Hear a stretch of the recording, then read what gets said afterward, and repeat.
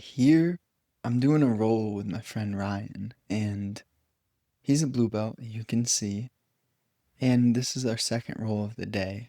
So, right now, he's just getting into a bit of a pressure situation, putting his body weight on me, and I'm kind of just hand fighting with him. My big priority at all times is kind of the fundamentals of, right, keeping that initial knee, that bottom knee that you could see there to carry his weight.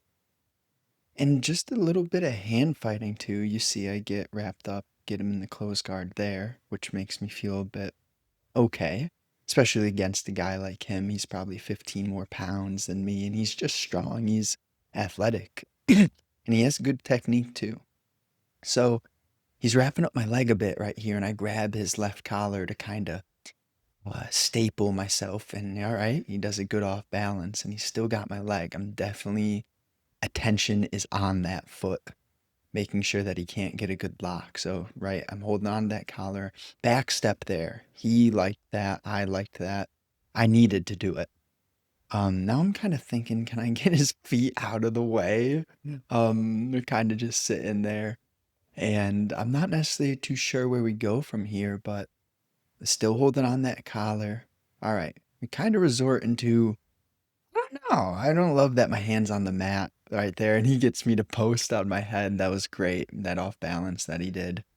I felt my arm get trapped, and I just naturally landed on my head. Now I'm kind of, I got my hand on his head. The triangle could happen, but his arm is in the way, and I just can't get that far side right arm out of the way. Even though I got one of his arms trapped, I'm not able to lock the actual triangle up. And then I just get a little silly here. I was seeing if I could kind of probe him away with my foot. He does a nice roll, and I'm kind of just dormant on the ground, laying there. Um, yep, this was a bit scary for me. When he's collapsing his weight, I know I gotta act smart and be smooth and stay patient and calm when he gets in that sort of position. Same thing here. Frames, fundamentals, as he has potential, but somehow my bottom knee, and he's threatening that arm bar. I just kind of squish my head a bit, roll over. My arm is tight right now, not straightened out. And we grab his belt and sort of lever around to get through and past the legs.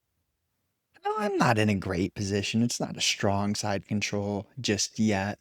And I don't know. I feel like I probably should have hopped to the back a few seconds earlier. Yeah. I was a bit tired this morning. That's the 6 a.m. class.